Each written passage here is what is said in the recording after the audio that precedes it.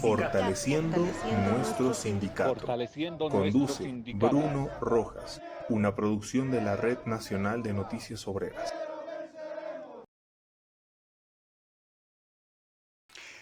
Muy buenas noches. Como siempre, un gusto compartir con todos ustedes, un gusto poder traerles información, poder traerles reflexiones, análisis, todo aquello que aporte a el ejercicio de los derechos de los trabajadores y trabajadoras del país. Y como ya característica del programa Fortaleciendo nuestro sindicato, hoy vamos a tratar otro tema importante referido a un derecho, el derecho a la salud y seguridad ocupacional. ¿En qué consiste? ¿Cuáles son sus características? ¿Cuáles son sus alcances?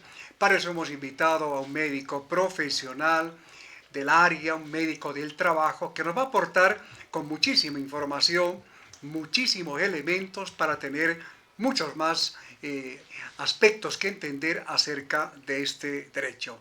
Bienvenidos, bienvenidas a Fortaleciendo nuestro sindicato. ¿Cuándo? ¿Cuándo? ¿Cuándo es cuándo, carajo? Y bien, como ya adelantamos, lo que vamos a tratar hoy está referido a salud y seguridad ocupacional. Porque es importante que ustedes conozcan y tomen en cuenta que en el conjunto de derechos que los trabajadores tienen y que están reconocidos en una cantidad grande de leyes y decretos que rigen en el país, además de la Constitución Política del Estado, también está este otro derecho sumamente importante que tiene que ver justamente con la salud, con la protección de la salud del trabajador, porque no se trata simplemente de trabajar en una fábrica, en un espacio, en un lugar de trabajo, sin tener los cuidados, sin tener los medios de protección, la ropa de trabajo, por ejemplo, importante, o tener otro tipo de implementos necesarios para cuidar ¿qué? Cuidar la salud, cuidar la integridad física, la integridad mental del trabajador y cuidar, por supuesto, la vida del trabajador cuando se habla de un espacio de trabajo. Y en ese sentido hemos invitado para el programa, para que justamente, ya decíamos, nos aporte con mucha información, invitado al doctor Luis Fernando Céspedes Biorel. Él es médico del trabajo y pues es parte también del equipo de ASUS, que significa la Autoridad de Supervisión del Seguro Social de Corto Plazo. Con él vamos a conversar todos estos minutos y también la invitación para que nos puedan hacer llegar sus comentarios, preguntas y todo aquello que ustedes quieran consultarnos en el programa. Con muchísimo gusto estaremos atendiendo estas preguntas. Doctor, bienvenido, muy buenas noches, gracias nuevamente por aceptar la invitación y una pregunta así ya de, como se dice, de inicio, de entrada exactamente. Este derecho a la salud y seguridad ocupacional, si estamos llamándolo bien, ¿en qué consiste? ¿Cuáles son sus características, los alcances? ¿Qué es lo que debe tomar en cuenta el trabajador para hablar de este derecho? Muy buenas noches, agradecido por la invitación. Gracias por tomar en cuenta este tema tan importante que es para todos los trabajadores y trabajadoras, el derecho a la salud ocupacional.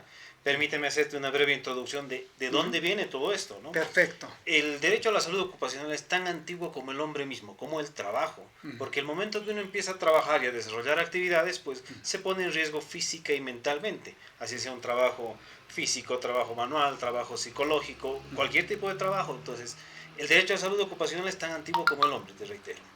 Entonces, este concepto de dónde surge. Si yo quiero que prospere, ya sea mi empresa, mi institución, mi sociedad y el país, tengo que proteger a la clase trabajadora, es decir, a mi fuerza productiva, que es él y la trabajadora. Entonces, este derecho va de la mano con el derecho al trabajo. Y sí, se lo puede denominar de muchas maneras. Esto puede ser el derecho a la salud ocupacional, derecho a la seguridad y salud en el trabajo, el derecho a la protección de los riesgos profesionales, como se conoce ahora con la seguridad social. Y bueno, este derecho es universal y tiene que ser transversal a todos los sectores y no solo a aquellos que están cubiertos por la seguridad social. Muy bien. Este derecho, lo estamos llamando de esta manera justamente, tan importante, vinculado a este concepto más grande que tiene que ver con higiene y seguridad ocupacional en este sentido. ¿Cuáles son sus alcances? Este derecho rige tanto para trabajadores del sector privado, sector público. Sí, evidentemente. Como es un derecho, el derecho pues no discrimina, como decirlo, ¿no? Para dejarme entender.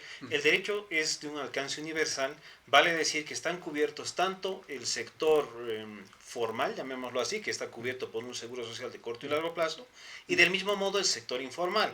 Pero actualmente no tenemos tanta normativa que dé toda la cobertura a todo este sector informal, porque el alcance del acceso a la salud, el alcance de tener derecho a prestaciones de este tipo de riesgos, de accidentes de trabajo, lastimosamente, pese a que el Código de Seguridad Social es universal, solo llega a aquellos trabajadores formales, ¿no?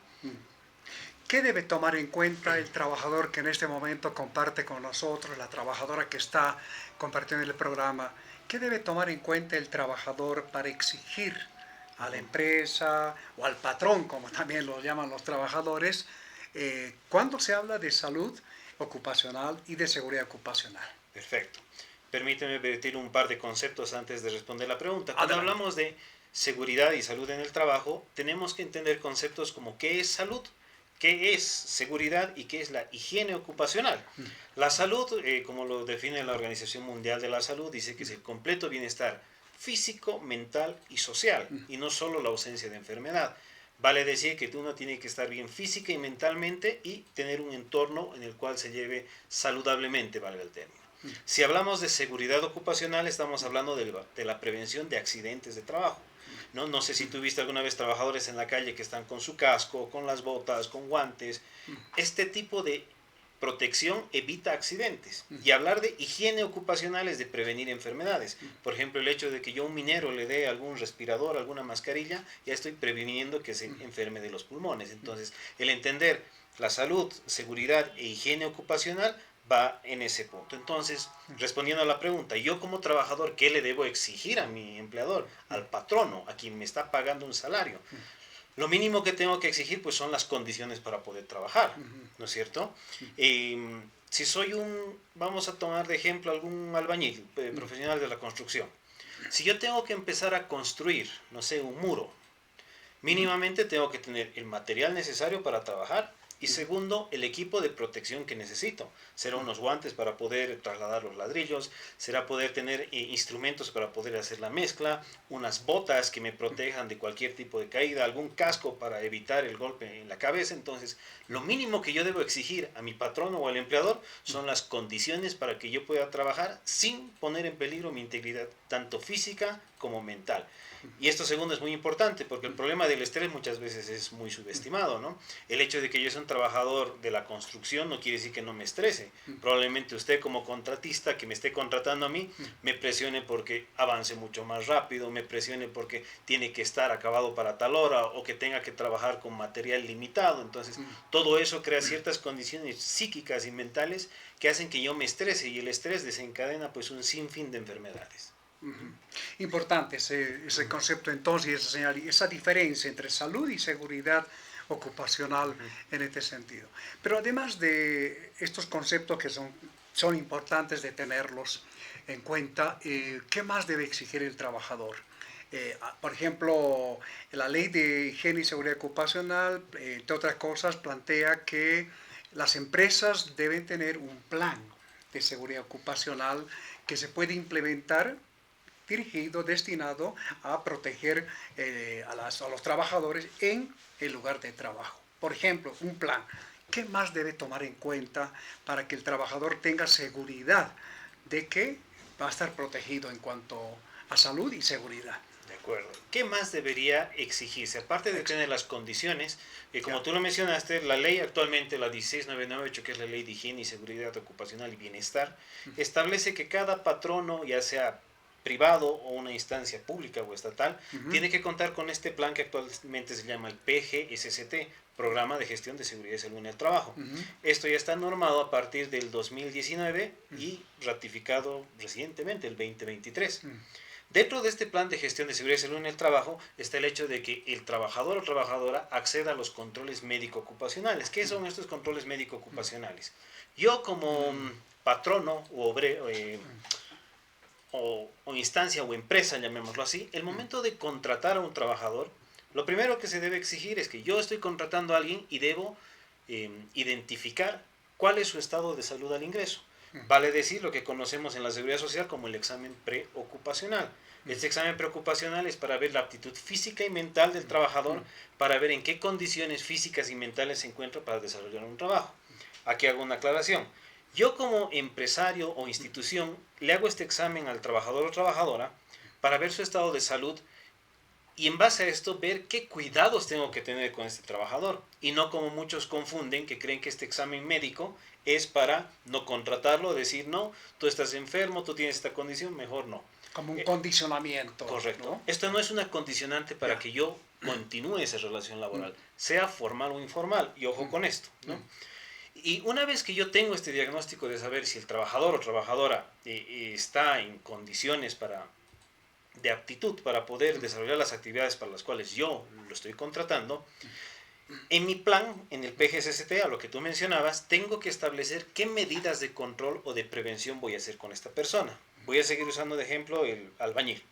Contrato al albañil, le hago su examen médico, me sale que todo está bien, que probablemente tenga un problema de sobrepeso, por decirlo, ¿no? Algo bastante común. Yo, una vez enterado de su condición de salud, tengo que establecer qué medidas voy a tomar para evitar que este trabajador se me enferme.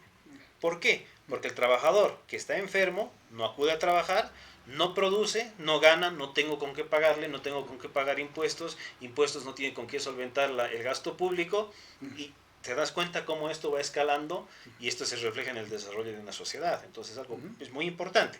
Entonces, volviendo al punto, entonces yo tengo este trabajador que tiene sobrepeso, por ejemplo, y voy a ver qué medidas voy a tomar para tal vez mejorar la condición física que tenga este trabajador, o evitar que esto se exacerbe. ¿A qué me refiero? Evitar que suba de peso, para dejarme entender, y que esto conlleve con otro tipo de enfermedades, ¿no? Entonces, esto es lo que incluye este plan de gestión de seguridad y salud en el trabajo. Además de verificar qué exámenes médicos le voy a hacer a lo largo del tiempo, también me determina qué equipos de protección personal le voy a dotar, lo que mencionaba, ¿no? Un casco, botas, cada cuánto le voy a dar guantes, cada cuánto lo voy a capacitar. Y ojo que el derecho a la seguridad y salud en el trabajo también incluye que yo capacite a este recurso humano para que pueda desarrollar sus labores. También estas capacitaciones incluyen de cómo yo le voy a enseñar a qué riesgos él se está exponiendo, a lo que conocemos como riesgos profesionales u ocupacionales, ¿no? Para dejarme entender un poco más, un riesgo profesional u ocupacional es todo aquello con lo que está en contacto el trabajador. Sigo usando de ejemplo el albañil.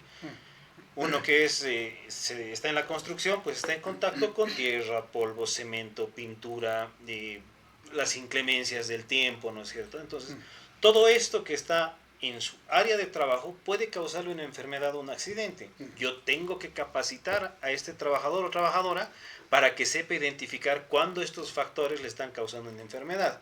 ¿Por qué es importante? Porque todo esto que te estoy mencionando está cubierto por ley y a largo plazo puede acceder a un tipo de renta o, sí, algún tipo de renta que es una especie, permítame utilizar compensación, entre comillas, aunque no es lo correcto, por el riesgo al que se ha estado exponiendo en su vida laboral, ¿no? Una pensión. Una pensión, Una gracias, pensión. esa era la palabra que no me acordaba, una pensión, ¿no? En el caso del examen preocupacional, que es importante también tomarlo en cuenta, Sí. ¿quién hace este examen? ¿La Caja Nacional, si está asegurado el trabajador, o es la empresa que contrata un médico? Perfecto, gracias, es muy buena pregunta. El examen preocupacional, ¿quién lo ejecuta? Lo debe ejecutar el médico especialista en medicina del trabajo. Ojo con esto. Ahora, ¿dónde encuentro un médico especialista en medicina del trabajo? Estos médicos especialistas los encontramos en las cajas de salud. Caja Nacional, Caja Petrolera, Corde, Seguros Universitarios, etcétera, etcétera. Todas las cajas deberían contar con unidades de medicina del trabajo que tengan estas especialidades. Pero ¿qué pasa si yo soy un trabajador informal o soy un consultor en línea, que es algo que está en auge, ¿no? Si yo no estoy cubierto por la Seguridad Social de corto plazo y no tengo el acceso a un ente gestor de salud, valga decir las cajas, el Instituto Nacional de Salud Ocupacional, que es el INSO, asume esta responsabilidad. Vale decir que si usted acude al INSO, puede tranquilamente sacar ficha, como decimos, o pagar su consulta para que un médico especialista en medicina del trabajo ejecute este examen. ¿Y por qué recalco esto? Hay que hacer una diferencia importante. Un médico especialista tiene una formación de residencia médica que es de 3 a 4 años, ¿no? Con el año de servicio social. En estos 3 a 4 años, el médico, en su formación postgradual, se forma específicamente en todo lo que estamos conversando ahora, en salud ocupacional, ¿no? Estos especialistas equivalen a especialidades como un cardiólogo, un neumólogo, un pediatra, un cirujano, vale decir que tienen una formación altamente especializada. También debo informar, y aprovecho el espacio, que existen otro tipo de formaciones académicas postgraduales que son a nivel maestría y a nivel diplomado, que son médicos ocupacionales, los llamamos en el rubro, ¿no? Que no es lo mismo un médico del trabajo que un médico ocupacional o un médico especialista, ¿no? La diferencia va en qué tipo de formación tiene. Y no quiero decir con esto que no sean capaces de atender esto, sino que normativamente ahora toda la norma que es en seguridad y salud en el trabajo está orientado a los médicos especialistas en medicina del trabajo, ¿sí? Y el rol que debe cumplir el médico ocupacional o el médico laboral está también establecido, que él es el que trabaja directamente con la empresa o la institución. Siguiendo el ejemplo, yo tengo una empresa constructora, sigo con el ejemplo del albañil. En primera instancia debería tener un médico ocupacional o un médico de empresa, como decimos, ¿no? Y cuando se trata de la atención de salud ocupacional en las cajas de salud o cuando ya lo ve el Estado, hablamos de especialistas en medicina del trabajo. Ajá. A ver, un examen preocupacional. El trabajador debe solicitar, pedir al INSO, al Instituto Nacional de Seguridad Ocupacional, lo hace antes de comenzar a trabajar en la empresa, en el transcurso de lo que ya está trabajando. ¿En qué momento se hace este examen? Porque puede convertirse en un condicionamiento, ¿no? Es decir, bueno, este trabajador tiene esta dolencia, tiene enfermedades de base, etc. Y por tanto no es apto para trabajar, ¿no? ¿En qué momento se hace este examen? Gracias por la pregunta, ya lo que olvidaba ahí es sustancial. El examen preocupacional, lo dice su nombre, preocupacional, antes de que yo inicie la relación laboral. Vale decir, a mí me contratan y yo empiezo a trabajar el día lunes. Antes del día lunes, vale decir, el viernes o el lunes mismo, antes de acudir al centro laboral, tengo que ser sometido a este examen preocupacional, ya sea en la caja de salud o sea en el INSO, ¿no? No en un médico privado. No en un médico privado. Ahora, existe el ejercicio de medicina del trabajo a nivel particular. Esto existe. Permíteme que te explique un poco eso. ¿Quién tiene que solicitar eso? ¿Yo como trabajador? No. Es responsabilidad del empleador. Mucho ojo con esto. Importante eso. Importante. ¿Quién debe solicitar esto? Es el empleador, porque es responsabilidad del empleador o del patrono saber en qué condición de salud estoy contratando a mi trabajador o trabajadora. Ahora, este examen preocupacional no es gratis, tiene un costo, porque es un costo que paga el laboratorio, rayos X, el uso de equipos médicos, y este costo, ¿quién debería pagarlo? Y es algo que me pregunta mucho. Si la responsabilidad es del empleador, el costo tiene que ser asumido por el empleador, ¿no? Y esto lo aclaro porque muchas veces, ante el desconocimiento, me piden que hacerme un examen preocupacional, y como yo no sé de quién es la responsabilidad, yo por el afán de querer trabajar voy, lo pago yo y jamás reclamo. Este costo tiene que ser asumido por los empleadores. Ajá. Es como pasa con algunos trabajadores que en gastronomía, por ejemplo, que les piden un carnet sanitario. Sí. Y ese carnet sanitario es pagado por el trabajador. Por eso la pregunta de en qué momento y ahora justamente quién paga el costo, ¿no? Es el empresario, es el empleador. Correcto, el empleador. Ahora, este tema de la inocuidad alimentaria, vale decir, de los que trabajan en el sector de comidas, gastronómico, exacto, les piden otro tipo de requisito, que es el carnet de salubridad, que lo tramitan en el Servicio Departamental de Salud. Este carnet de salubridad que se les pide tiene otro fin que no es específicamente laboral. Este fin es de proteger la salud pública, porque si yo voy a manipular comida y tengo alguna enfermedad infectocontagiosa, pues es atentar contra la salud de todos, ¿no? Esta tratativa entonces es más especial. ¿Debería ser cubierto por el empleador? Sí. ¿Por qué? Porque el empleador está ofreciendo el servicio, ¿sí? Entonces, más o menos tiene la misma tratativa, pero normativamente no es similar a un examen preocupacional, pero recae la misma responsabilidad. Perfecto. Es muy probable, doctor, que muchas empresas, muchos sectores no se cumpla con esto de un examen preocupacional. Correcto. Le menciono el caso de las trabajadoras de aseo urbano, Ujú. de las trabajadoras barrenderas, que cuando yo le consulto en sentido de si pasaron por un examen preocupacional, me dijeron no, ni siquiera con un examen, digamos, ordinario, como se llama, un examen Médico de en rutina. transcurso, ¿no? Un examen anual, Ya. ¿no? Que tampoco. Entonces, en ese sentido, ¿hay alguna sanción que, digamos, aplica a la empresa o qué debe tomar en cuenta el trabajador para eso, Ya. para que Cuando- se cumplan, ¿no? claro. Estos exámenes? El examen preocupacional es un requisito para afiliarse a la caja. No sé si usted ha tenido la oportunidad de afiliarse a una caja. Ya. En el momento de afiliarse a la caja le hacen un examen médico y debe ser el examen médico preocupacional, debería ser. Pero es una realidad lo que usted dice. Trabajadoras del aseo urbano las contratan, venga, aquí tiene sus insumos, su instrumento, esta es su ruta, nos vemos en un mes para que le cancele, ¿no? Y jamás le explican todo eso. Sí, directamente a trabajar. Sí. ¿Qué es lo que podría hacer yo como trabajador o trabajadora si no me han sometido a un examen preocupacional? Esto se puede denunciar ante el Ministerio de Trabajo y hay una multa para el empleador que oscila entre los 1.000 hasta 10.000 bolivianos. Estamos hablando de fuertes, ¿no? De montos fuertes.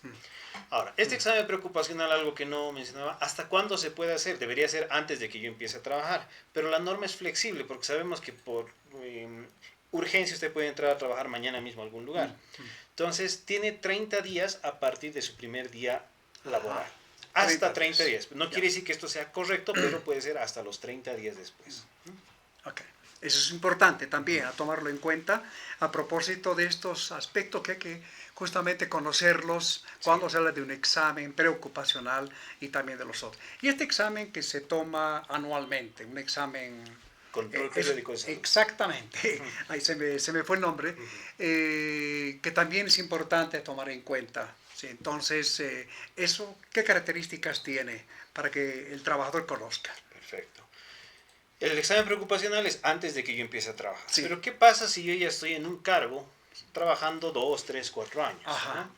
La normativa, la 16998, establece que el patrono o el empleador o el encargado de la institución tiene que hacer el control médico a todos sus trabajadores, absolutamente a todos, una vez al año, que es conocido como el control periódico de salud ocupacional. Ajá. Ese- Examen periódico ocupacional. Este control periódico ocupacional tiene una característica importante.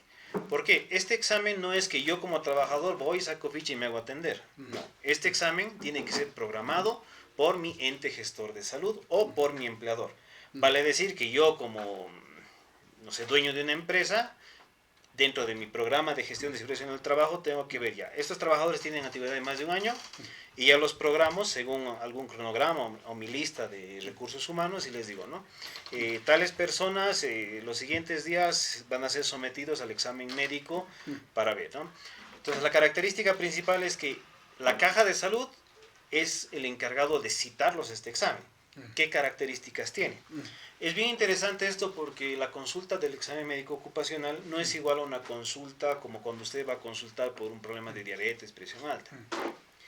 Este examen se enfoca en los riesgos ocupacionales a los que usted está expuesto. Sigo con el ejemplo del constructor, del albañil. Hemos hablado de tierra, polvo, carga, peso, inclemencias del tiempo. Entonces el examen médico va dirigido a esos riesgos. Vamos a verificar que el polvo no esté afectando los ojos, que no esté desarrollando algún tipo de sinusitis, algún tipo de asma, algún tipo de bronquitis, que el tema de los cambios de temperatura no esté provocando problemas en la circulación, que por el hecho de trabajar con peso no tenga problemas de lumbalgias, hernias de disco. Entonces está dirigido para ver que su trabajo no esté impactando en su salud. Y esto normativamente debería hacerse una vez al año absolutamente en todos los trabajadores, sea públicos o privados, y esto es una obligación de las cajas de salud, ¿no? Ahora, ¿qué pasa si yo soy independiente y no soy una caja de salud? Y esto es una recomendación para todas aquellas organizaciones sociales de trabajadores, sindicatos, lo que fuera, que sería bueno que puedan organizarse y programar, es decir, por iniciativa propia, que todos los trabajadores y trabajadores afiliados, una vez al año, tengan este tipo de controles. Déjame darte un dato importante. Se ha comprobado que si se someten los trabajadores este tipo de exámenes anuales, se previene hasta un 50% de las enfermedades crónicas. Diabetes, presión alta, artritis, algunos tipos de cáncer, ¿no es cierto? Entonces, todas estas enfermedades que son crónicas de larga data se traducen en altos costos para una sociedad, para un país. Incluso hay estudios que dicen que representa el Producto Interno Bruto de un país. Imagínate de cuánto dinero está eso, Claro, ¿no? esa es la importancia de... Hasta el 5%, un 5% del Producto Interno Bruto bien ahorrado y simplemente haciendo este tipo de prevención, pues se puede traducir en más escuelas, mejores políticas, mejores condiciones, N cosas, ¿no? Que yo creo que otro día vamos a poder hablar de eso. Claro, además de, en este caso, ocuparse de la protección, de la salud, de la seguridad, está esto de la prevención. Qué importante conocerlo. Doctor, algunas consultas que recogemos, Sí. el tipo de exámenes médicos que se realizan, por ejemplo, en un preocupacional o en un ocupacional, en este examen periódico anual, ¿qué tipo de exámenes deben tomarse en cuenta o deben hacerse? Depende del tipo de trabajo, depende del ambiente de trabajo. Por ejemplo, un examen de cardiología, por decir algo. ¿Hay un protocolo o depende del sector? Perfecto, muy buena pregunta y te vuelvo a agradecer por esto. Tú lo mencionaste.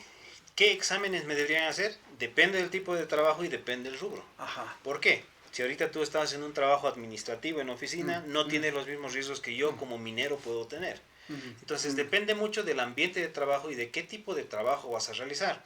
Ahora, comúnmente alguien que ha sido sometido al examen preocupacional dirá, pero solo me han hecho examen de sangre, una radiografía y el examen médico. ¿Qué es un examen básico, como podemos llamarlo en medicina, ¿no? Que usualmente uno donde sea que vaya le hacen esos exámenes de rutina. Pero existen protocolos, tanto nacionales como internacionales, que nos orientan a esto, lo que te decía. Depende mucho el rubro y depende mucho el puesto de trabajo que tú vas a hacer. Vamos a usar un ejemplo ahorita, se me ocurre con maestros. Los maestros. Los maestros, ¿no? Un sector que igual es importante. Como maestro voy a estar sometido a estar parado mucho tiempo, voy a utilizar la voz mucho, voy a utilizar pizarras acrílicas, voy a estar, si soy profesor de educación física, bajo el sol, por ejemplo, ¿no? Parado por Mucho tiempo, ¿no? ¿sí? ¿Qué tipo de estudios deberían hacerme? Aparte del examen de sangre, deberían hacerme una radiografía de columna, deberían hacer estudios para ver si es que no tengo varices o predisposición para las varices, un estudio de fonación, incluso un estudio audiométrico para ver cómo está mi audición. Entonces, es un tipo de estudios específico para el tipo de rubro que yo voy a hacer. Y depende mucho qué tipo de profesión sea, es una batería diferente de hacerlo. Incluso esto me hace recuerdo un aforismo que usamos mucho en medicina del trabajo. Dime de qué trabajas y te diré de qué adoleces. Y eso lo podemos representar, ¿no? Eso está establecido. Así es. Hay protocolos, por decir así. Así es. Perfecto. Es importante, dependiendo del sector, del tipo de actividad, del lugar de trabajo, corresponden ciertos exámenes específicamente. Correcto. Doctor, viendo un poquito de cambio en este sentido, ¿cuáles son los tipos de riesgos en el trabajo que debe tomar en cuenta el trabajador? Esto pregunto a propósito de nuevamente volver al ejemplo de las trabajadoras de aseo urbano, trabajadoras barrenderas, que en varios casos les dijeron que el accidente que sufrieron, no precisamente las 7 u 8 horas que trabajan, sino en el trayecto a su casa, por ejemplo, o en el retorno a su hogar, en este sentido, los consideraron accidente de tránsito, no un accidente laboral, ¿no? O incluso en plena jornada de trabajo, digamos un atropellamiento, ¿sí? Accidente de tránsito. Entonces, y eso también pude ver eso yo en el caso de las minas, ¿no? Que un accidente, la explosión de un cachorro de dinamita, así por accidente justamente, se lo consideró como un accidente fuera de un lugar de trabajo. Entonces, ¿cuáles son los riesgos que deben tomarse en cuenta? Por eso le consulto, para que efectivamente se los considere como laborales, profesionales. Perfecto. Vamos a entrar ahora un poco de lo que son los accidentes de trabajo. Ajá. El accidente de trabajo es todo aquel hecho o aquel suceso violento que ocurre de una manera inesperada, de un momento a otro, que determina una lesión física o mental al trabajador que condiciona que esta persona, este trabajador o trabajadora, pierda su capacidad laboral, ¿no? Entonces, cualquier tipo de accidente que me lastime física o psicológicamente es un accidente de trabajo siempre y cuando cumpla las siguientes condiciones. Mucho ojo aquí. Por favor. Este accidente tiene que ser sufrido dentro de mis 8 horas de trabajo, ¿sí? Segundo, tiene que ser en relación a la actividad que yo estoy haciendo. Me han contratado como trabajador de aseo urbano, pero resulta que me he accidentado cambiando un foco. Creo que no tiene mucha, en eso es, Ya. ahí es, creo que me dejó entender un poco, Sí, ¿no? sí, sí. Después hay que considerar de que esto también tenga que ser en relación al tipo de equipos de protección personal, que me voy a desarrollar un poco más esto. Y también tiene que ver mucho el accidente en trayecto.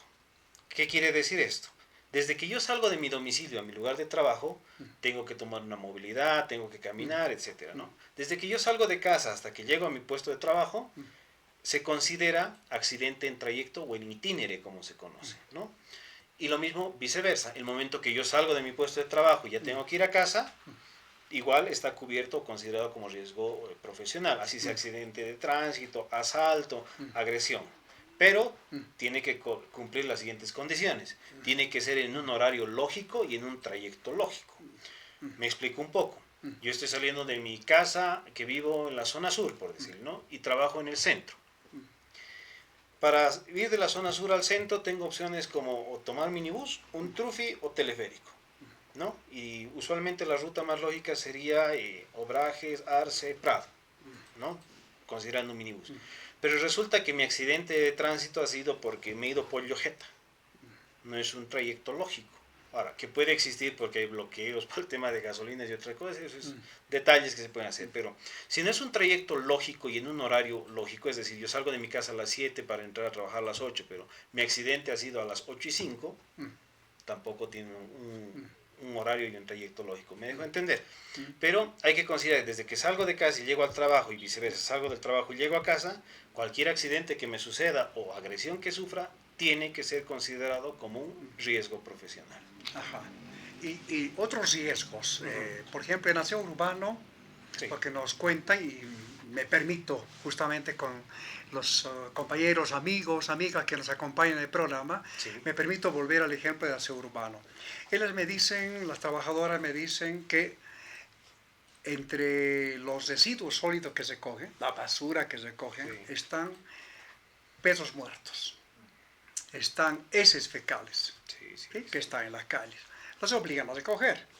Bueno, es parte de su trabajo.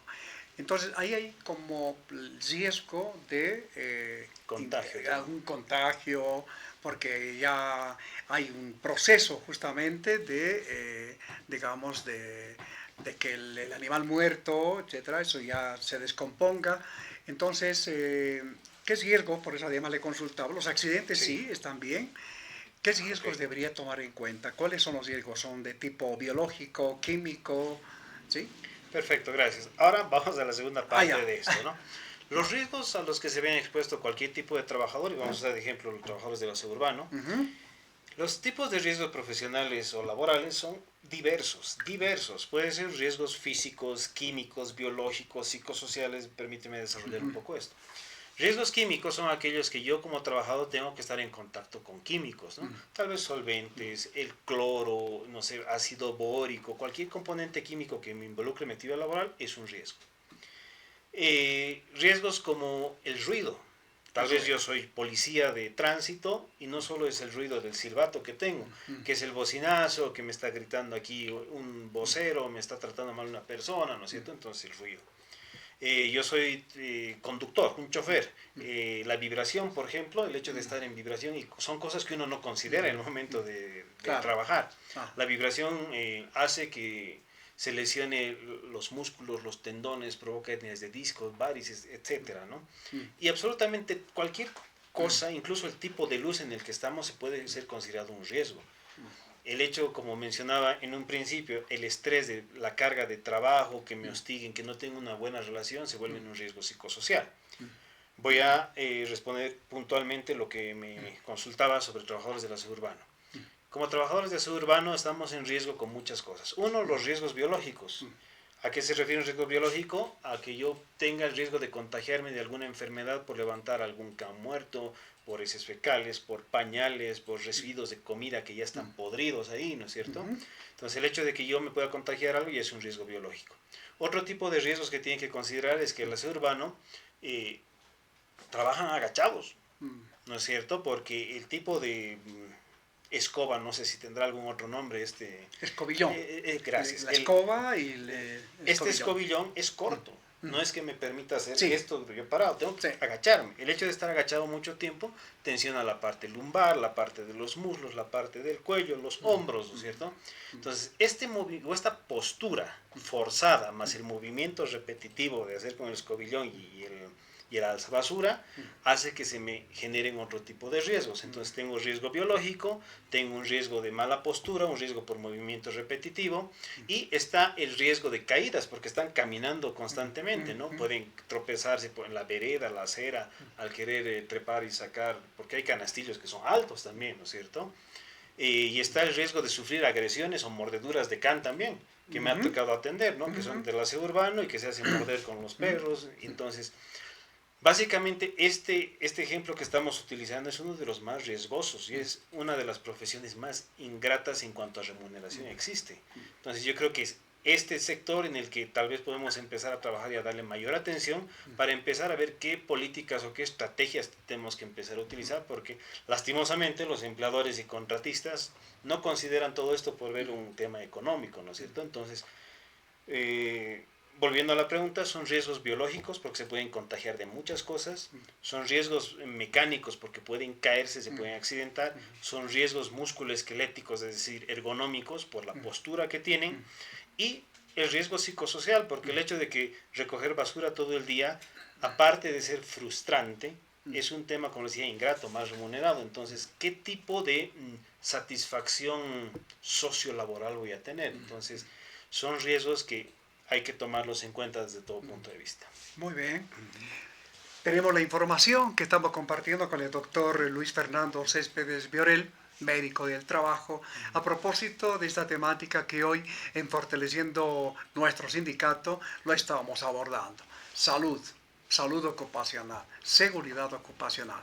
Y, doctor, en el caso del magisterio, que es un sector con el que el Centro Cultural 18 de Mayo justamente trabaja de cerca, el estrés laboral, el estrés que mencionan de manera permanente.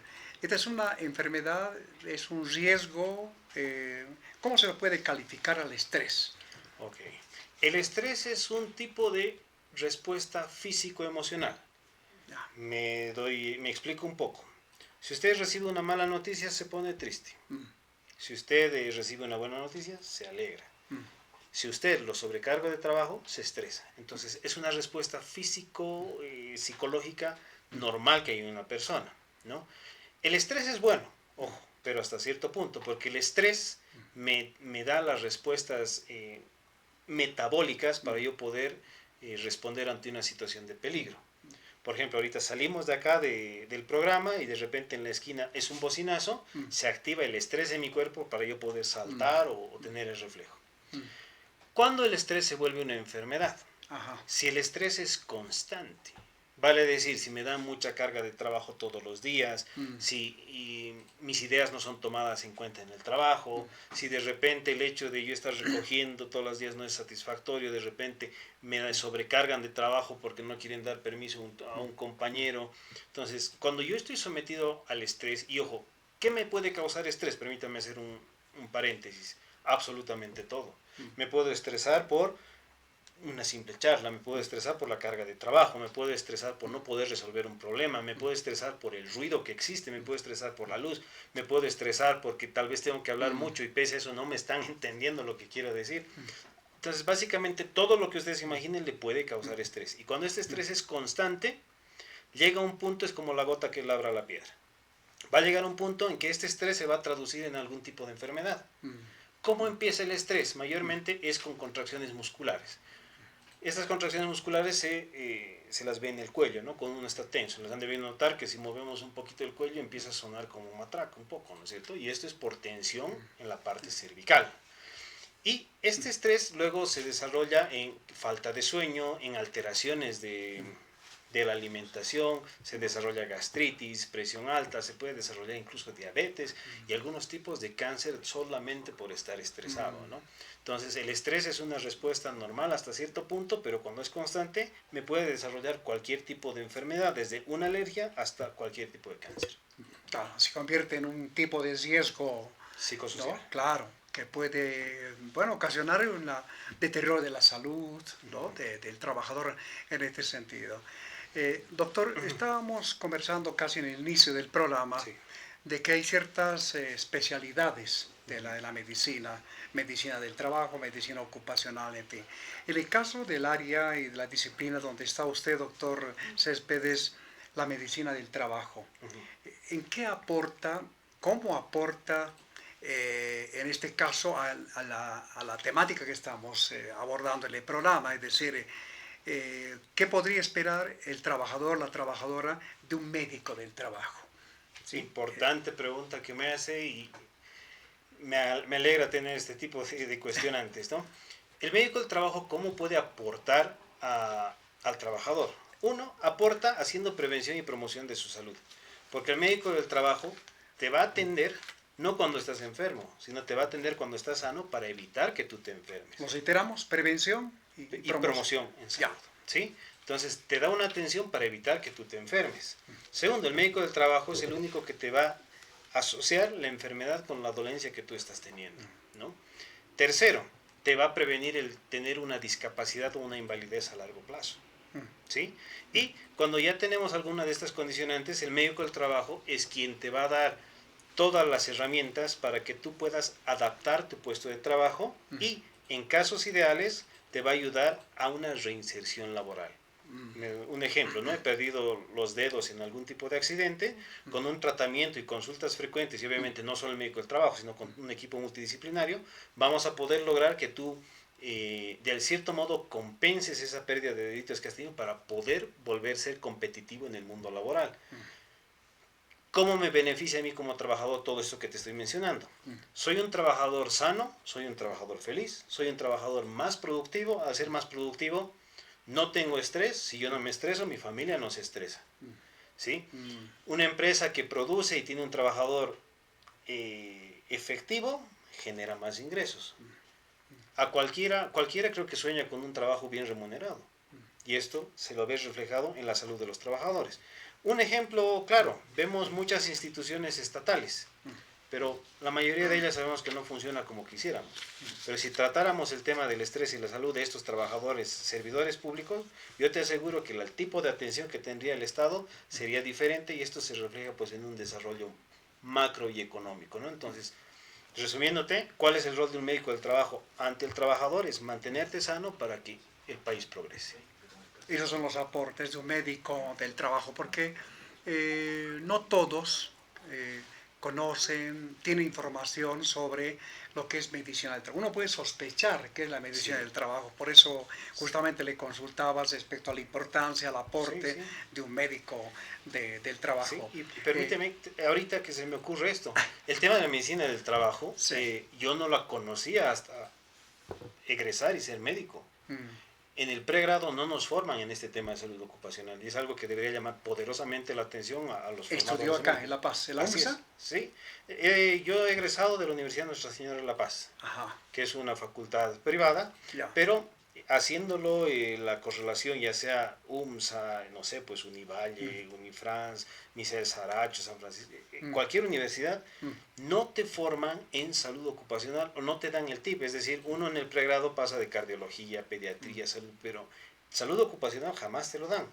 Y es más, yo te aseguro que si hacemos esta encuesta a 100 médicos ya formados, un 80% no tiene ni idea qué es la salud ocupacional o que existe la especialidad de medicina del trabajo. Incluso cuando yo me identifico qué especialidad tiene, soy médico del trabajo, mira medio cuadrado, ¿no? De que qué hace Claro. y a qué se dedica. Pero es muy importante que si tuviéramos esta especialidad, y otro dato que te doy, los que nos dedicamos a medicina del trabajo en el país, actualmente somos 63 profesionales. En el país, para 1.200.000 trabajadores. ¿Creen que yo, con los otros 63 trabajando, 24 horas vamos a poder cubrir todo esto? Pues Reiteramos ese dato, por difícilmente. favor. Claro, 63 médicos del trabajo para 1.200.000 trabajadores. Y ojo que solo estoy hablando del sector que está asegurado con la seguridad social. Si hablamos del sector informal, pues estamos lejos de poder tener una cultura preventiva real, ¿no? Y esto es muy importante porque si más personas conociéramos de estos derechos o los beneficios de la salud ocupacional, créanme que la realidad sería distinta. Doctor, muchísimas gracias. Nos llegan preguntas al programa y muchísimas gracias por estar atentos, por escuchar y seguir el programa. Un trabajador o trabajadores de Embol preguntan, doctor, ¿qué pasa con el caso de las enfermedades por cargar peso mayor, peso grande? ¿Qué pasa con esas enfermedades? Bueno, sí. Hay una lista de enfermedades profesionales que están relacionadas a la causa-efecto, ¿no? Vale decir que cargar peso se ha demostrado que va a desarrollar hernias de disco, por ejemplo, ¿no? Entonces, el hecho de... Y los cargan cajas, perdón Sí, por el sí, corte. no, adelante. Cajas de ¿no? gaseosas. Sí. Y bastante, todos los días. Muy bien, este tipo de carguío que se hace está sometido a muchos riesgos, un riesgo ergonómico por la carga de peso, movimiento repetitivo, que puede lastimar el músculo, la espalda, etc. Algo muy importante que rescatar o que informar es que tú sabías que existen límites de peso, es decir, hay un límite, hay una norma que dice hasta cuánto podrías cargar tú, que dice un hombre, un varón, puede cargar máximo hasta 25 kilogramos. Una mujer, una dama, hasta 20 kilogramos.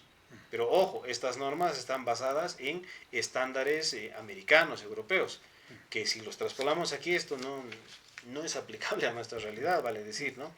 Y de que existan cantidad de peso seguro para alzar, uno no lo conoce. Es más, creo que muchos se están enterando con el dato que les estoy dando. Entonces, en Embol seguramente que trabajan con pesos, los que trabajan en almacenes, en distribución, aparte de cargar pesos encima de los 20 kilogramos, hacen movimientos y posturas forzadas, no tienen la técnica adecuada para poder hacer esta manipulación. Y algo que también, aportando a la pregunta que previamente me decías, ¿en qué más aporta el médico del trabajo? Capacitamos a los trabajadores para que sepan cuál es la técnica correcta para alzar peso, por ejemplo, y que no se lastime la espalda, ¿no?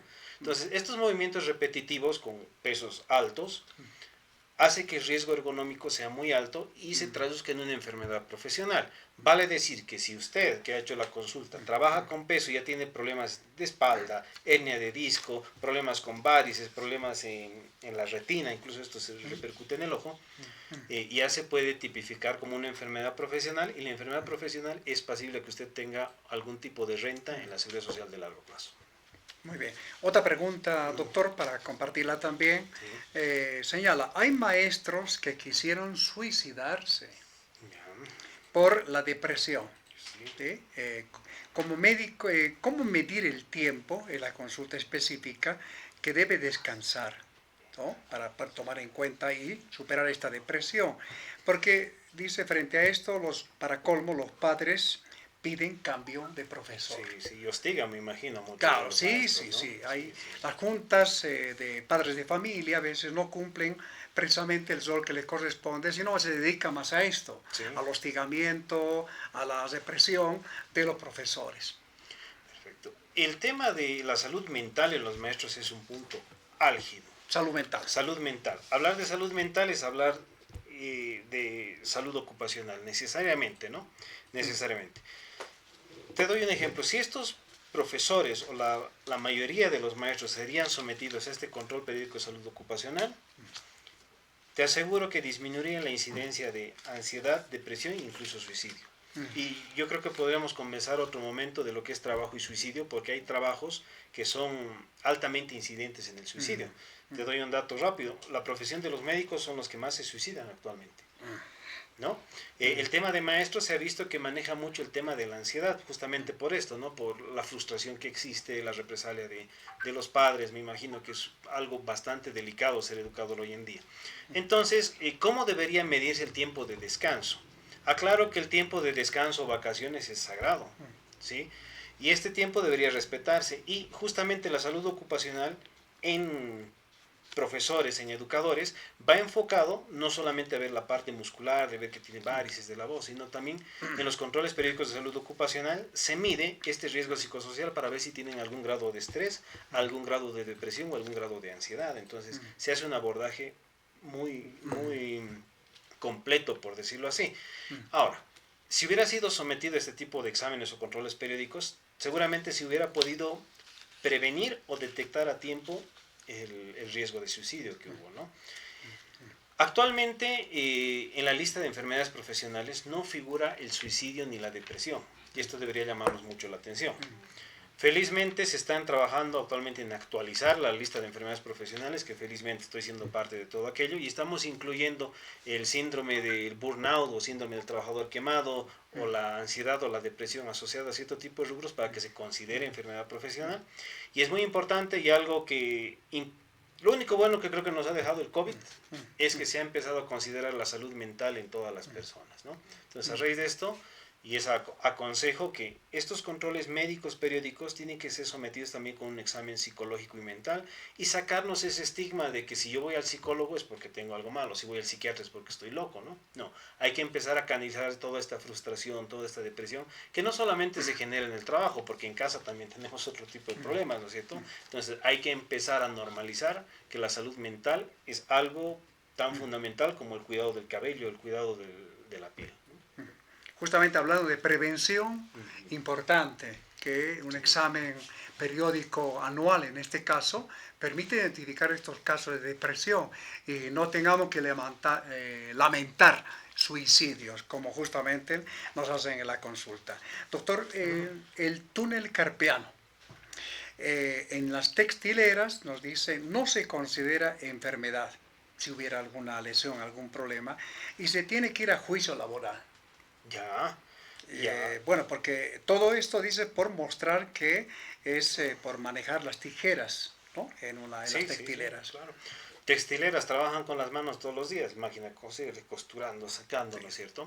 Y permíteme explicar, ¿qué es el síndrome de túnel carpiano? El síndrome de túnel carpiano es una afección que va a provocar el hormigueo en la mano, ¿no? Una sensación de hormigueo que al principio es como cuando se adormece por estar apoyado, ¿no?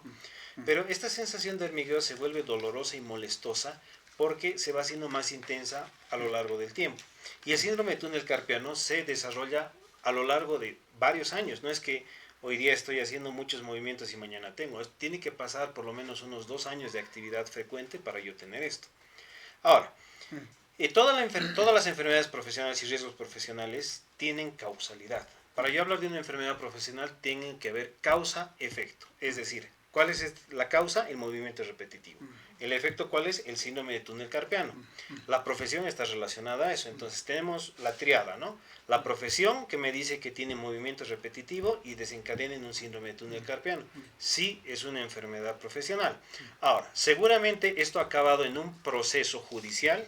¿Por qué? Porque este trabajador no ha sido sometido al examen preocupacional, no ha tenido un control periódico de salud, y el hecho de yo no conocer el estado de salud del trabajador o trabajadora a un inicio, difícilmente voy a poder saber si ha entrado o no ha entrado con una lesión en el túnel carpiano, ¿me dejo entender? Entonces aquí también radica la importancia en que cuando ya se consolidan estas enfermedades, para que la compensación al trabajador o trabajadora se dé de manera correcta. Otra consulta, doctor. Hay personas que se quieren aprovechar, este es un comentario y más que pregunta, y buscan lastimarse en el trabajo para beneficiarse, y el ministerio los defiende. No es justo, No, dice este comentario. Es cierto, siempre hay una contraparte. Yo como empleador tengo muchas obligaciones, y de estas obligaciones no va a faltar el vivo o viva, digámoslo así, que quiere sacar provecho al sistema, ¿no? Lo bueno es que la normativa también cubre esto. Yo como empleador tengo la obligación y la necesidad de contar con lo que son los ingenieros en seguridad y salud en el trabajo. Estos ingenieros, aparte de darme medidas como decirme qué tipo de casco, qué tipo de andamio, qué tipo de ropa de trabajo voy a utilizar, ellos hacen el tema de prevención desde el punto de vista de seguridad e higiene. Vale decir que cuando tengo estos casos que son sospechosos de que este trabajador se ha autoinfligido alguna lesión, estos ingenieros se especializan en investigar si el accidente realmente ha sido como consecuencia del trabajo o determinar si la enfermedad está siendo producida ahí. Existen diferentes mecanismos, monitoreos, pero yo como empleador tengo estas facilidades incluso normativamente, y vuelvo al programa de gestión de seguridad y salud en el trabajo, el PGCCT, que me obliga a tener un encargado desde la parte de vista técnica, hablo de ingenieros, ingenieras, que se dedican a verificar que esto no sea fraudulento o que realmente sea producido en el trabajo. Muy bien. Puede darse ese caso, No, pero hay. seguramente son casos raros. Sí, pero hay. bueno, Existe. leemos y compartimos justamente lo que nos llega al programa. Otra consulta ya prácticamente entre las últimas, para hacer luego una pausa y entrar a la última parte del programa. ¿Qué pasa, señala, si en mi trabajo no hay caso de enfermarse y tienes que salir a trabajar igual enfermo? ¿Sí? Trabajamos con las normas de seguridad, salud y medio ambiente y lastimosamente no se cumplen. ¿Hay sanciones, doctor, o Sí, hay sí. forma de que un inspector de trabajo, por ejemplo, del ministerio, o no sé si del INSO, del Sí, Instituto sí, también. Nacional de Seguridad Ocupacional, se aparece en la empresa y controla si todas las normas que están vigentes se cumplen? Sí, existen mecanismos de control, pues el Ministerio del Trabajo, el INSO también puede hacer esto, y las cajas de salud a través de sus unidades de medicina del trabajo pueden hacer la inspección a las empresas para ver que todo esto se cumpla. Ahora bien, comentaban, ¿no?, que trabajan bajo la ley de higiene, seguridad y Tienen medio todo, ambiente. pero no se cumple. Entonces no lo tienen porque no se está practicando, ¿no Claro. es cierto? Y ese comentario de no tenemos derecho a enfermarnos, créeme que es bastante recurrente la queja. Prácticamente donde intervengo en este tipo de temas es ese, no tengo derecho a enfermarme. Este de no tengo derecho a enfermarme es justamente el desconocimiento del derecho que yo tengo como trabajador. Se supone que si yo como trabajador, voy a seguir en el ejemplo de aseo urbano, me enfermo o me accidento, mi caja de salud pues me tiene que dar una baja médica. Y la baja médica es el respaldo para yo no asistir al trabajo y para que me paguen por esos días no trabajados. El hecho de que el empleador o el contratista desconozca esto provoca todo esto. No te puedes enfermar, tienes que venir a trabajar o me pones reemplazo, ¿no? Lo que sucede. Pero estas bajas médicas son cheques para que yo como empleador, como tú no estás trabajando 3 días, yo diga, señores caja, no ha trabajado 3 días porque usted le ha dicho, esos 3 días me devuelven el gasto de esos 3 días no trabajados. Entonces, es una economía circular si se dan cuenta, ¿no es cierto? Ahora, ¿qué pasa si me he enfermado, tengo baja médica y mi patrón o mi empleador no me quiere considerar eso? ¿Dónde puedo acudir? Lo primero es al Ministerio de Trabajo, ¿no?, donde podrían denunciar esto para que mediante los inspectores se produzcan las sanciones correspondientes. ¿Cómo se hace la denuncia en el Ministerio de Trabajo? ¿Hay una figura? Sí, existe. Yo me puedo apersonar al Ministerio de Trabajo, no estoy seguro del nombre de la instancia, pero hay una ventanilla que es el Departamento de Higiene o de Bienestar Social también, donde puedo ir, miren, tengo baja médica, sin embargo me están obligando a ir a trabajar, en ese momento se hace la apertura del caso y se procede a hacer la información correspondiente. Y otro dato importante, si yo tengo baja y me amenazan con despedirme, eso no es legalmente correcto. Vale decir que mientras yo tenga una baja médica, no me pueden desvincular del trabajo. Ojo, ¿no? Porque muchas veces, tenía baja médica, ya su memorándum de despido, esto no puede suceder. Esto está cubierto bajo la ley, la 16998, Código de Seguridad Social, los reglamentos de la ASUS, tratados internacionales incluso, ¿no? Entonces, lo que está sucediendo probablemente con el caso que consultaba es que la información no está siendo adecuada a ambos lados, tanto para los que ejecutan la administración del empleador como para los trabajadores. Muy bien, muchísimas gracias, doctor. Y la última consulta, la última pregunta en realidad, ¿qué pasa con los trabajadores choferes que trabajan 10 horas manejando buses grandes y con pasajeros, donde no solo se trata de manejar, sino también sufrimos acoso laboral? Okay. Por ahí hay una combinación ¿no? De todo lo que significa la presión del trabajo y además acoso de parte de, en este caso, los empresarios del transporte. Claro, para cumplir las rutas o para Sí. cumplir todo lo que han vendido por demás, me imagino, ¿no? En el tema de los choferes es otro mundo aparte porque en ellos hay que cuidar mucho el descanso físico-emocional, vale decir. Porque el hecho de yo estar manejando más de 6, 7, 8 horas ya me condiciona pues un desgaste no solo físico, sino mental, importante. Y el hecho de que yo no descanse bien, vale decir, he conducido 12 horas y duerma solo 3 horas para volver a manejar otras 12 horas, no solamente estoy poniendo en riesgo mi vida, estoy poniendo toda la de un bus. Y en un bus, ¿cuántas personas van? ¿Unas 60? Más o menos debe ser, ¿no es cierto? Entonces, lo que debería primar acá es que en cada viaje largo, que sea más allá de 8 horas, tienen que tener pues, los relevos correspondientes. Entiendo que pasa en la realidad porque hay un chofer y un ayudante, ¿no es cierto? Pero, ¿qué es lo que sucede? El chofer está manejando y el ayudante está ahí al lado despierto, ¿no es cierto? Vale decir que los dos tienen el mismo desgaste. Teóricamente debería funcionar por relevos, ¿no? Yo como chofer estoy manejando, el ayudante está descansando ahí atrás y cuando yo ya no tenga las condiciones, pues se hace el cambio, ¿no es cierto? Así evitaríamos tantos accidentes, han visto que incluso manejan en estado de ebriedad, ¿no es cierto? Lamentablemente. Y lo que se debería hacer es que si yo tengo una relación obrero-patronal con alguien, así sea con contrato, no contrato, verbal, jornal, destajo, como quieran llamarlo, el momento que yo estoy trabajando para alguien, ya tengo derechos laborales, ojo, y esto es muy importante saberlo. No es necesario que yo tenga un contrato para yo ir a reclamar al ministerio, no. Entonces, si yo soy un chofer y me están exigiendo que trabaje más de lo recomendado, más de 8 horas, ya puedo ir a exigir o hacer las denuncias correspondientes, porque todo lo malo que sucede laboralmente en nuestro país es porque normalizamos muchos atropellos, ¿no? Yo estoy acostumbrado a que no me permitan enfermarme porque estoy siempre cumpliendo y haciendo caso por el temor a que me despidan, ¿no? Entonces, un consejo, ante cualquier irregularidad que haya, por favor denúncienlo. Y entiendo que existen muchos temores, pero también existen canales que brinda el ministerio, o ya sea este tipo de espacios donde podamos conocer qué es lo que está sucediendo en este ámbito y de cierto modo poder hacer la intervención o el consejo pertinente. Doctor, nuevamente muchísimas gracias. Gracias a ustedes por acompañarnos, por brindarnos estos minutos con una temática importantísima referido a salud, la salud de usted, cuando está en el trabajo y lo que puede ocurrir a partir de las condiciones en las que trabaja. Si son condiciones inadecuadas, son insalubres, sencillamente el resultado va a ser trabajadores enfermos o trabajadores que poco a poco van a ir afectándose en su salud, pero también pueden sufrir algún tipo de accidente en este sentido. Vamos rápidamente a una pausa para conocer el trabajo, la oferta que tiene el Centro Cultural 18 de Mayo. El centro ubicado en la calle Genaro San Ginés, esquina Indaburo, muy cerquita del Teatro Municipal. Vamos a la pausa para ya en los últimos minutos hacer una rápida, conclusiones rápidas sobre la temática tratada. Vamos.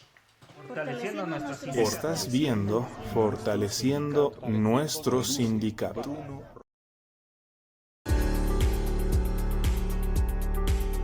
Centro Cultural 18 de Mayo.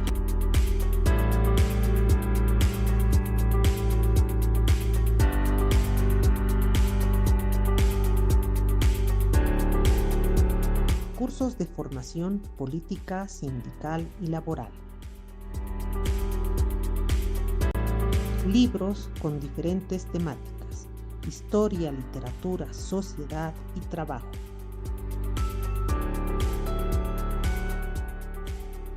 Atención de lunes a viernes, de 17:00 a 20 horas.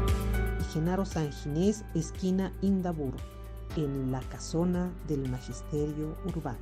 Fortaleciendo nuestros sindicatos. Estás viendo Fortaleciendo nuestro sindicato. Como ya también lo adelantamos, vamos a justamente mencionar algunos aspectos importantes, pero vamos a también, justamente aprovechando la visita del doctor Céspedes, hacerle una pregunta, dado que él trabaja en una institución que es la ASUS, la Autoridad de Supervisión de la Seguridad Social de Corto Plazo. Brevemente, doctor, ¿qué hace la ASUS? ¿Cuáles son sus funciones más importantes? y cómo el trabajador puede tomar en cuenta el trabajo, las funciones de esta institución. ¿Es pública, privada? Sí. La ASUS, la Autoridad de Supervisión de la Seguridad Social de Corto Plazo, es una entidad descentralizada dependiente del Ministerio Descentralizada. de Salud, ¿no? Y la función principal es controlar y fiscalizar el funcionamiento de todos los entes gestores, vale decir, de las cajas. Si usted no lo están atendiendo en la caja, si usted le da un mal diagnóstico, si no hay medicamentos, si el protocolo que está utilizando el médico no satisface o no soluciona su problema, la ASUS está justamente para intervenir. Así como es la ASFI para los bancos, la ASUS es para las cajas, ¿no? Y desde la ASUS también proyectamos mucha normativa sobre protocolos y guías de tratamiento, también realizamos mucha actividad académica para capacitar al personal del ente gestor de salud como a los asegurados, así como este tipo de espacios nos desenvolvemos muchos profesionales para poder difundir los derechos que tienen todos los asegurados. Lastimosamente, al ser una institución relativamente nueva, porque la creación ha sido del 2018, todavía el recurso humano está siendo limitado y entenderá que por eso tal vez las cajas no están todavía funcionando como deberíamos, pero es importante mencionar que las cajas de salud, sé que puede haber muchas críticas a partir de esto, pero no han funcionado bien durante casi más de 50 años. Vale decir que en estos 5 años que hay ASUS, pues muy difícilmente vamos a poder ordenar todo eso en tan poco tiempo, pero en este año y medio que estoy desarrollando funciones desde la Autoridad de Supervisión, puedo notar que existen mejoras en el tema de la calidad de atención. Si bien no se ha podido mejorar el tema de disminuir las listas de espera, de que me programen de aquí a 3 meses, por lo menos ya tenemos establecimientos de salud que cuentan con las condiciones para que usted pueda ser atendido, ¿no? Y no solamente en la Caja Nacional, estamos hablando de Caja Petrolera, seguros universitarios, CORDES, etcétera, ¿no? ¿La ASUS tiene algún departamento, alguna unidad de medicina del trabajo? Sí, correcto. La ASUS tiene la Dirección de Salud, Dirección de Fiscalización y Control de Servicios de Salud, y ahí tiene la Unidad de Fortalecimiento en Salud y Medicina del Trabajo, que es donde desempeño mis funciones, ¿no? ¿El trabajador puede acudir en busca de alguna información, orientación? Sí, correcto. La ASUS tiene una oficina nacional que funciona acá en La Paz, en la 6 de agosto, pero también tiene regionales en cada departamento. Entonces, vale decir, no importa en el departamento que usted se encuentre, hay una oficina ASUS donde usted puede acercarse y consultar sobre accidentes de trabajo, puede consultar sobre enfermedades profesionales, sobre trámites de invalidez que no hemos podido tocar ahora, bajas médicas, todo eso. Y si no se puede resolver en la oficina departamental, con seguridad me lo pasan a mí y lo acabamos atendiendo. ¿Tiene alguna página web? ¿Están en el Face? Sí, la página es asus.gov.bo. Y está como ASUS Bolivia en Facebook, hay TikTok y esos, ¿no? Se puede encontrar información. Sí, se puede. Y algo importante. Cursos, charlas. Correcto, todas las charlas que se dan. Y la ASUS tiene una biblioteca virtual que donde está toda la normativa, los cuales hemos ido comentando. Usted puede entrar a la página de asus.gov.bo, hay un apartado de biblioteca virtual y ahí encuentra toda la normativa que hemos estado hablando. Doctor, quiero hacerle un rápido desafío. Así en Sí. un minuto, díganos el mensaje, la reflexión más importante que el trabajador o la trabajadora debería tomar en cuenta. Perfecto. A propósito de salud. Perfecto. Bueno, lo más importante es tu salud. ¿Por qué? Si tú no tienes salud, no puedes trabajar bien, no vives bien, no comes bien, no te interrelacionas bien. Si tú no te preocupas en tu salud, créeme que muy difícilmente alguien más lo va a hacer. Es necesario tomarse un tiempo para tomar este examen médico, para hacerte un control preventivo y evitar las consecuencias a futuro. Un trabajador sano es un trabajador productivo tiene una familia feliz, la familia feliz, una sociedad más contenta y una sociedad contenta pues produce más.